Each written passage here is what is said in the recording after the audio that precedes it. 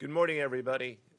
My name is Joseph Nocella. I am the United States Attorney for the Eastern District of New York. I'd like to welcome you here today.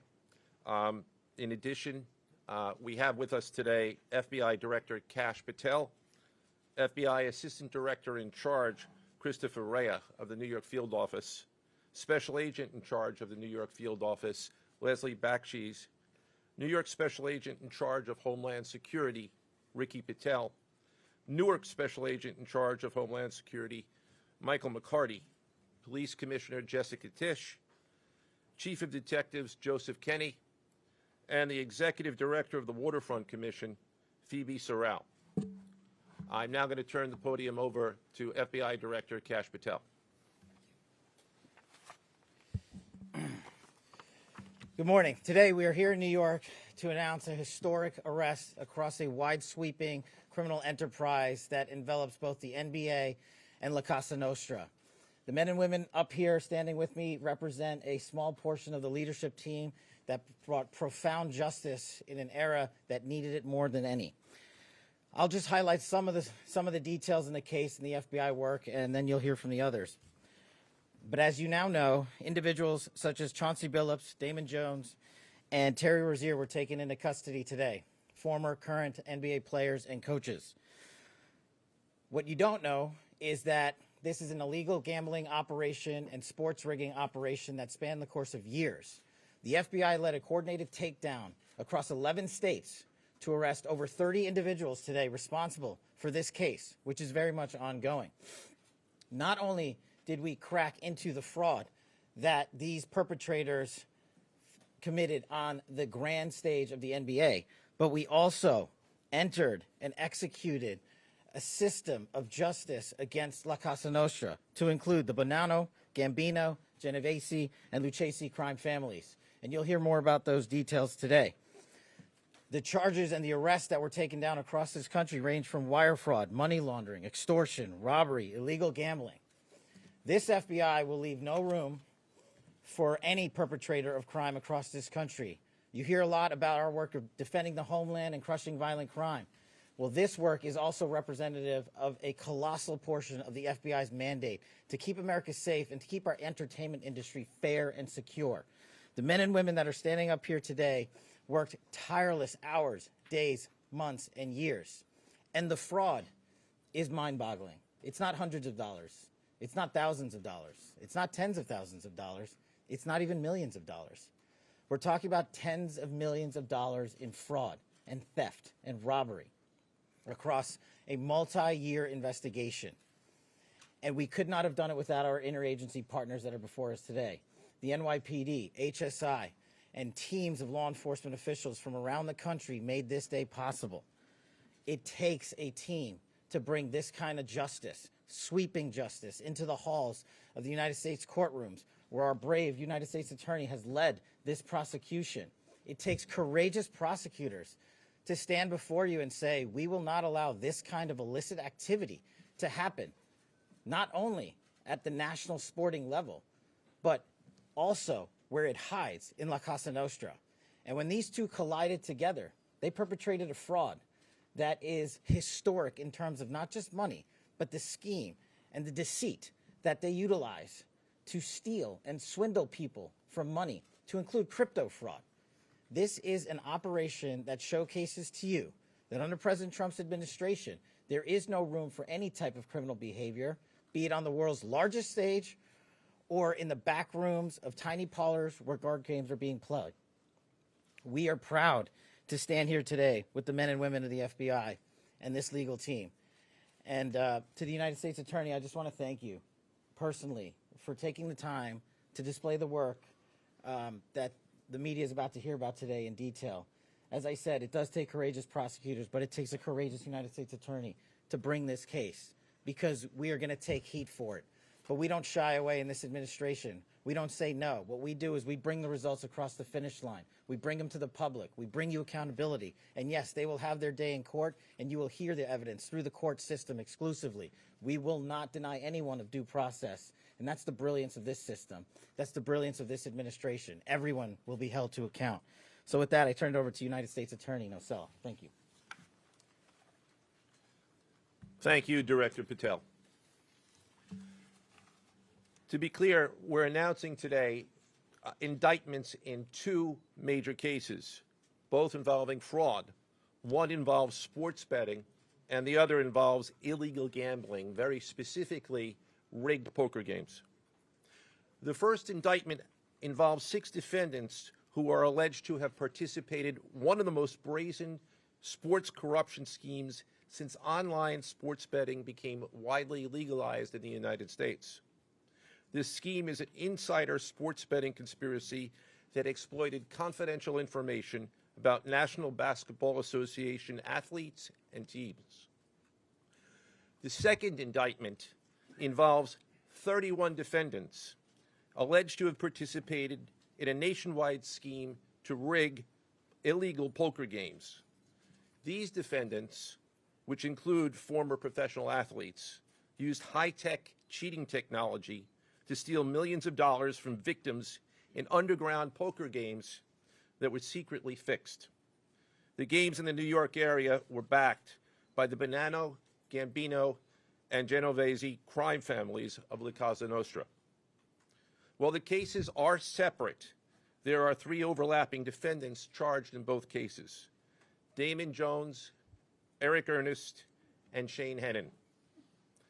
The indictments in these cases contain only allegations, and the defendants are presumed innocent until they are proven guilty in a court of law. But my message to the defendants who've been rounded up today is this: your winning streak has ended. Your luck has run out. Violating the law is a losing proposition, and you can bet on that. First, I would like to talk about United States versus Ernest, the NBA basketball gambling case. The defendants in this case are Eric Ernest, Marvez Farley, Shane Hennon, De Niro Laster, Damon Jones, a former NBA player and coach, and Terry Rozier, a current NBA player. Other co-conspirators were previously charged for their roles in the scheme, including former NBA player Jontay Porter. Between December 2022 and March 2024, these defendants perpetrated a scheme to defraud by betting on inside, non-public information about NBA athletes and teams. The non-public information included when specific players would be sitting out future games, or when they would pull themselves out early for purported injuries or illnesses. They relied on corrupt individuals, including Jones and Rozier. They also misused information obtained through long-standing friendships that they had with NBA players and coaches. And in at least one instance, they got their information by threatening a current player, Porter, because of his pre-existing gambling debts. Defendants used this non-public information to place hundreds of thousands of dollars in fraudulent bets, mostly in the form of prop bets on individual player performance. The bets were placed through online sports books and also in person at casinos. The defendants relied on a network of straw bettors to place the maximum amount of bets to increase their potential profits. Most of these bets succeeded, and the intended losses were in the millions of dollars. The defendants then laundered their illegal winnings in various ways: peer-to-peer platforms, bank wires, and simple cash exchanges. The indictment details specific examples where the defendants profited from illegal gambling and illegal betting on various NBA games about the performance of players on, among other things, the Charlotte Hornets, the Portland Trail Blazers, the Los Angeles Lakers, and the Toronto Rangers. Each defendant in the NBA basketball gambling case has been charged with conspiracy to commit wire fraud and conspiracy to commit money laundering. Now, I would like to turn to the other case, United States versus Aiello, the rigged poker game case. Beginning as early as 2019, the defendants in this case orchestrated a scheme to use wireless cheating technology to run rigged poker games across the United States, including in the Hamptons, Las Vegas, Miami, and Manhattan. The scheme targeted victims known as, quote, fish, who were often lured to participate in these rigged games by the chance to play alongside former professional athletes who were known as, quote, face cards. The so-called face cards included the defendant Chauncey Billups, who at the time of the scheme was a former NBA player and is currently the head coach of the Portland Trail Blazers, and also Damon Jones, a former NBA player and coach. What the victims, the fish, didn't know is that everybody else at the poker game, from the dealer to the players, including the face cards, were in on the scam. Once the game was underway, the defendants fleeced the victims out of tens or hundreds of thousands of dollars per game. The defendants used a variety of very sophisticated cheating technologies, some of which were provided by other defendants in exchange for a share of the profits from the scheme. For example, they used off-the-shelf shuffling machines that had been secretly altered in order to read the cards in the deck, predict which player at the table had the best poker hand, and relay that information to an off-site operator. The off-site operator sent the information via cell phone back to a co-conspirator at the table, and that person at the table was known as the quarterback. The quarterback then signaled secretly the information he had received from to others at the table, and together they used that information in order to win their games and to cheat the victims. Defendants used other cheating technologies such as poker chip tray analyzers, which is a poker chip tray that secretly reads cards using a hidden camera, special contact lenses or eyeglasses that could read pre-marked cards, and an X-ray table that could read cards face down on the table. What you see depicted on the screen right now is an example of the X-ray table that reveals the cards. Although they are face down on the table, they can be read because of the X-ray technology. The Mafia, specifically members and associates of the Bonanno, Gambino, and Genovese organized crime families, had pre-existing control over non-rigged, illegal poker games around New York City. As a result, they also became involved in the rigged poker games, helping to organize the games and taking a cut of the proceedings, and working to enforce the collection of debts. The defendants laundered their proceeds, including through cash exchanges, the use of multiple shell companies, and through cryptocurrency transfers. As part of the scheme, some of the defendants and their co-conspirators also committed acts of violence, including the gunpoint robbery of a person in order to obtain a rigged shuffling machine, and extortions that were perpetrated against victims in order to ensure that they repaid their gambling debts. Defendants who participated in the rigged poker scheme are charged with wire fraud conspiracy. Other defendants have been charged with crimes including illegal gambling, money laundering, Hobbs Act robbery, and extortions. This case demonstrates our office's unrelenting commitment to fighting the scourge of organized crime in whatever form it takes.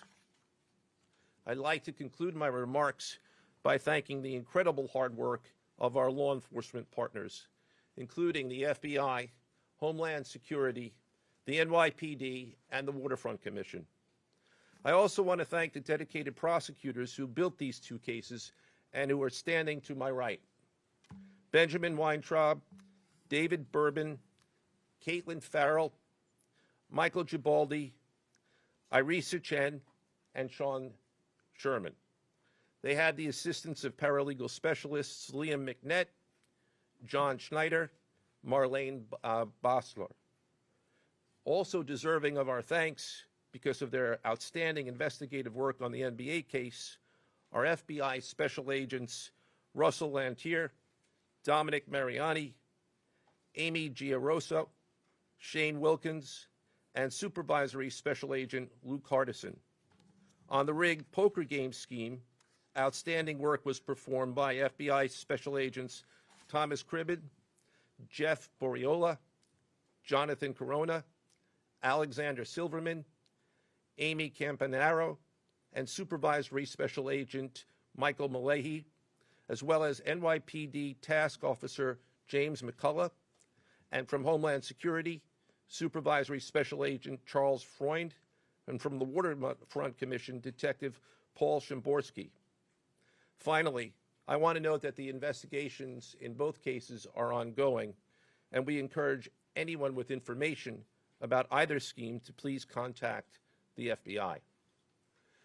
Now I would like to turn the podium over to Special Agent in charge of the New York Field Office, I should say the Assistant Director in charge of the New York Field Office of the FBI, Christopher Rea. Chris?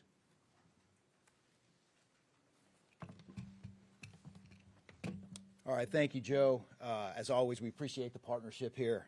Can't do any of this without you and your team, so thank you. Also want to publicly thank the director for coming down from D.C. The director's a very busy person, and for him to come down should tell you the importance of this historic case. I'm Christopher Rea, the Assistant Director in charge of the FBI New York Field Office. Today, as you've heard, our office conducted a massive nationwide takedown from 2 indictments of 34 defendants for their alleged involvement in 2 separate illegal poker and sports betting schemes where, as you heard, the odds were rigged in their favor. Among these defendants are 13 members and associates of the Bonanno, Gambino, and Genovese crime families, to include capos and soldiers from these families. Additionally, as you heard, current and former NBA coaches and players are also implicated, to include Chauncey Billups, Damon Jones, and Terry Rozier. 3 of the named defendants are charged for their alleged roles in both schemes. This alleged illegal gambling operation hustled unwitting victims out of tens of millions of dollars and created a financial pipeline for La Cosa Nostra to help fund and facilitate their organized criminal activity. Victims were attracted to play alongside well-known professional athletes and coaches like Chauncey Billups, only to be unknowingly deceived through rigged shuffling machines, fixing the odds in their favor, as alleged and as you just heard from the U.S. Attorney's Office. This alleged scheme wreaked havoc across the nation, exploiting the notoriety of some and the wallets of many to fund the Italian crime families here in New York. Let me be clear about this fact. The FBI has not and will never take their eye off the ball when it comes to Italian organized crime in this city, specifically the LCN and the 5 families here in New York. We are not going to permit any criminal enterprise, whether it be Italian organized crime, Asian organized crime, Eurasian organized crime. We're not going to permit any of those organized crimes, families, and organizations to operate in our city or our country, as evidenced by the 11 states that were also participating in this operation today. The FBI office here in New York remains committed to eradicating all unlawful revenue streams fueling this criminal activity. As with most cases we've worked, this is only the tip of the iceberg for the FBI and the U.S. Attorney's Office. Our LCN squad agents and analysts are continuing to work day and night with the Eastern District of New York to ensure members and associates of the 5 families cannot continue to wreak havoc in our communities. Today would not have been possible without the tireless efforts and dedication of the FBI New York Eurasian Organized Crime Task Force, which, as you heard, was led by Supervisory Special Agent Luke Hardison, and the Italian Organized Task Force, which was led by Supervisory Special Agent Mike Malahi. And coincidentally, Supervisory Special Agent Malahi is going out on a positive as he is retiring at the end of this month for 30 years of dedicated service to the FBI, and that deserves a hand.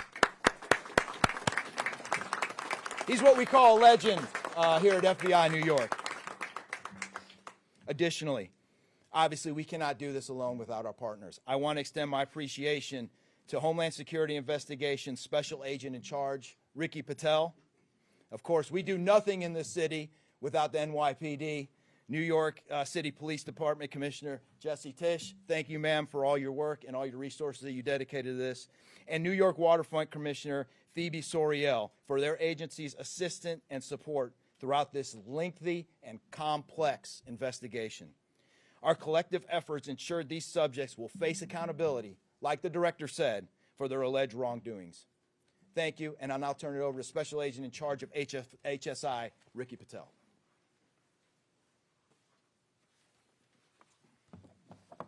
Thanks, Chris.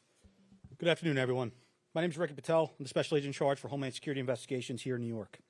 This morning, hundreds of special agents and investigators with HSI, the FBI, the New York Waterfront Commission, and the NYPD descended upon the homes of individuals who for years have operated with the false sense of impunity, a false sense of incivility. In the early hours of today, across 9 states, coast to coast, dozens of defendants were arrested and will face the consequences of their alleged crimes. This was their wake-up call.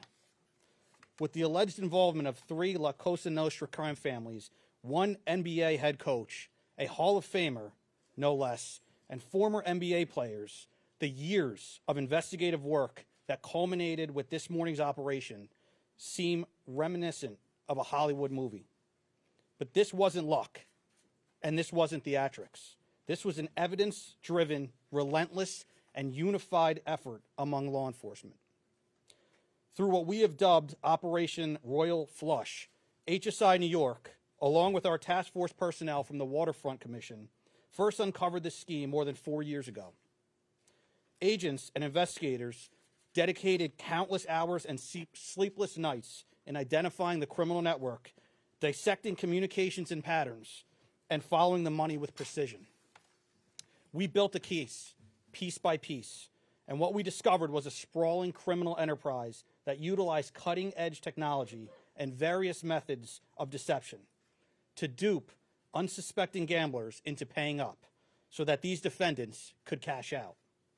As alleged, this sophisticated conspiracy cheated victims out of at least $7 million and placed the public and the defendants alike at risk.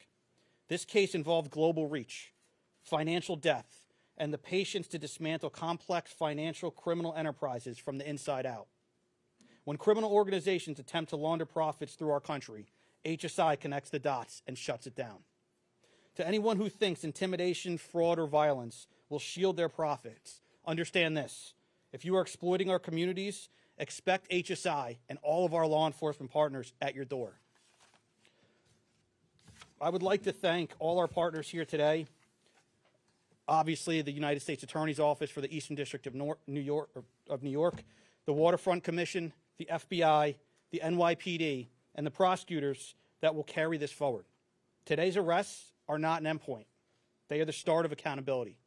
Thank you, and I now turn it over to Police Commissioner Jessica Tisch.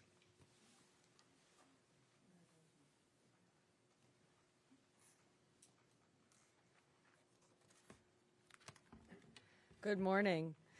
Thank you to Director Patel, Assistant Director Rea, and U.S. Attorney Nocella. What we're announcing today is not just another takedown.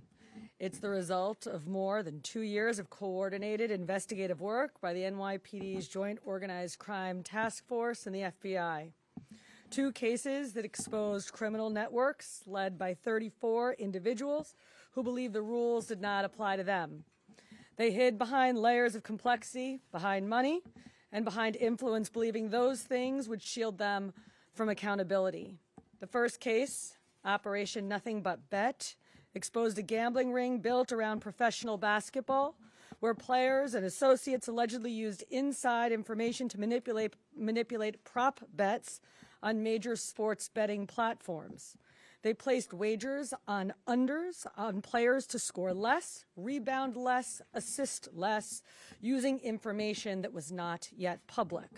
In some instances, players altered their performance or took themselves out of games to make sure that those bets paid out. One example occurred on March 23, 2023, in Charlotte.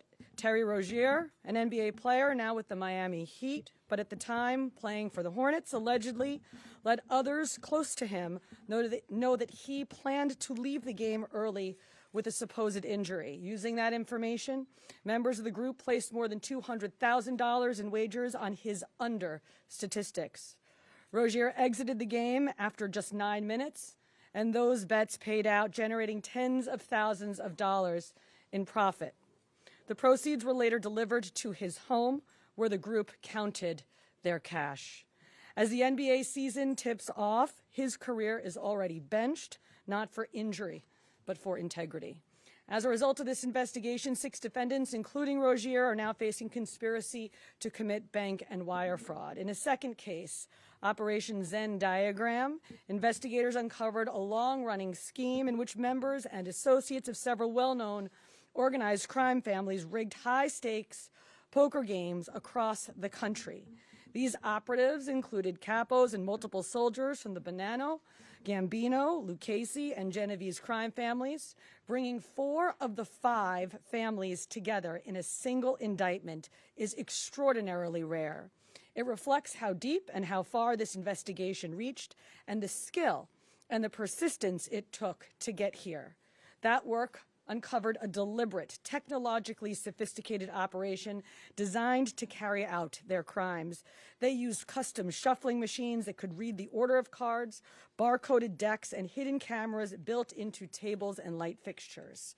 The organizers also enlisted well-known public figures, former and current NBA players and coaches, including Chauncey Billups, the head coach of the Portland Trailblazers, an NBA champion and a Hall of Famer, to make the games appear legitimate. Victims believed that they were sitting at a fair table. Instead, they were cheated out of millions. One victim in particular lost $1.8 million. In total, losses exceeded $7 million and continue to climb. And when people refused to pay, these defendants did what organized crime has always done. They used threats, they used intimidation, and they used violence. It's the same pattern that we have seen for decades. Traditional mob enforcement methods combined with new technology to expand the reach of their operations. Now, with the unsealing of today's indictment, 34 individuals are facing charges including robbery, extortion, money laundering, wire fraud, bank fraud, and illegal gambling. I want to commend the outstanding work of our detectives from the Joint Organized Crime Task Force and their dedication to these cases, especially Captain Ruben Pagan, Sergeant Chris McGuire, Detective Alexander Creamer, Detective James McCullough, and of course our Chief of Detectives, Chief Kenny. As part of these investigations, our members recovered and reviewed thousands of hours of video, conducted extensive surveillance on illegal gambling locations across the city, and executed more than 24 search warrants on electronic records that revealed the true extent of this conspiracy. Once again, the work of our detectives, together with the FBI and the U.S. Attorney's Office, closed those gaps before they could widen further. The NYPD is proud to stand with each of you today, as these cases represent the kind of partnership that defines modern law enforcement agencies, sharing intelligence, coordinating resources, and moving as one team. Thank you.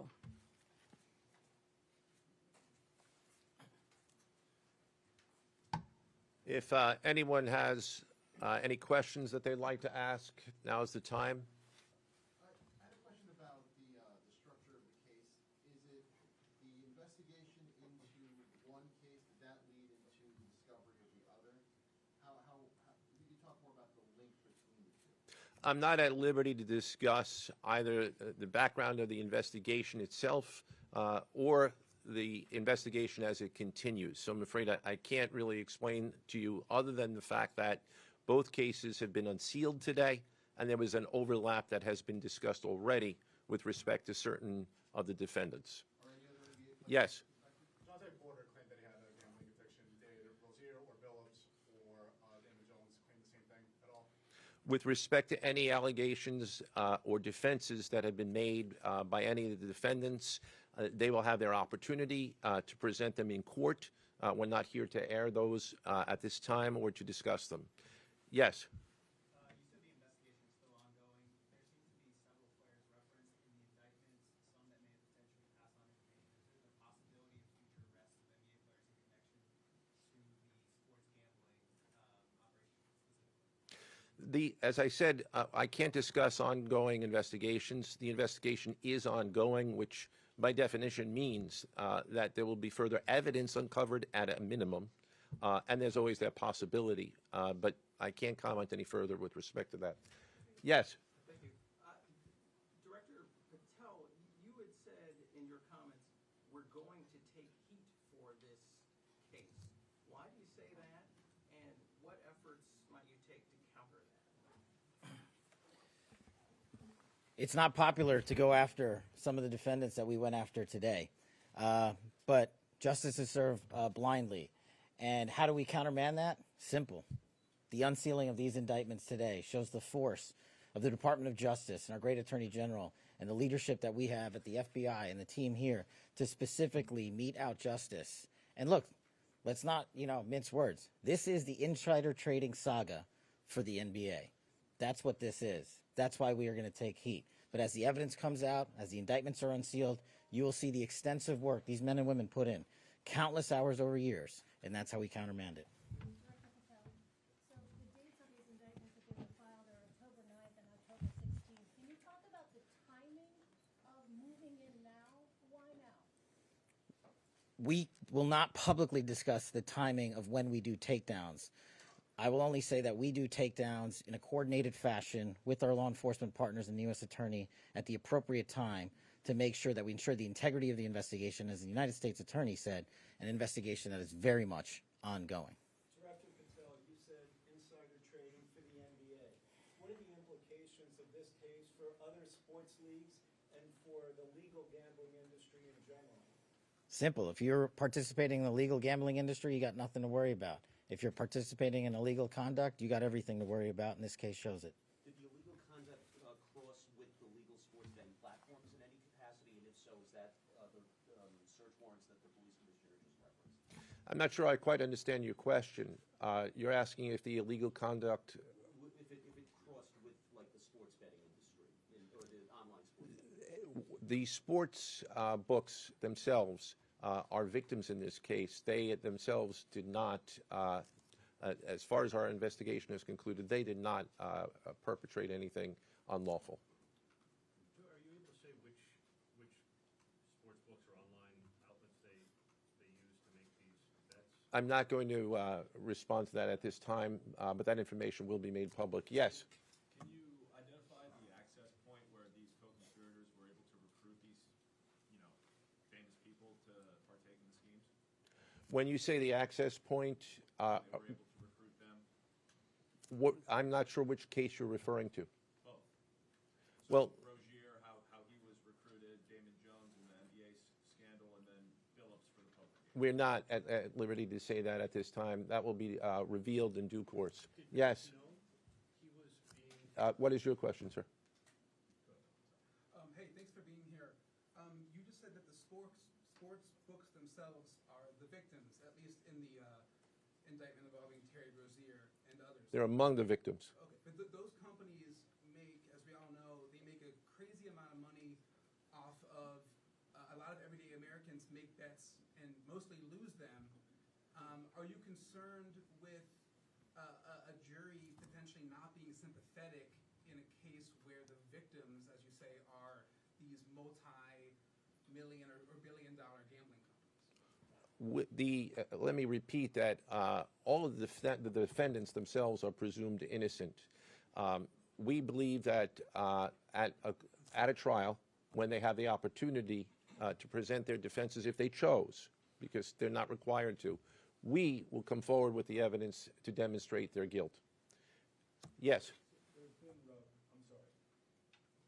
Did the NBA cooperate with this investigation at all? The answer to your question is yes, the NBA has cooperated with the investigation. Yes, sir. There's been reason to believe there's an associated college basketball element to this. Can you confirm that, or is there another investigation or part of this investigation that will affect college basketball? The investigations that we announced today did not involve college basketball. Last question, last question. Yes. There was an emphasis on the Italian crime presence, organized crime in New York. Can you give us a sense of the strength and status of Italian organized crime in New York right now? No, I'm sorry. That would be a question that goes beyond what we're here to discuss today, which is these two indictments. Thank you. Everybody.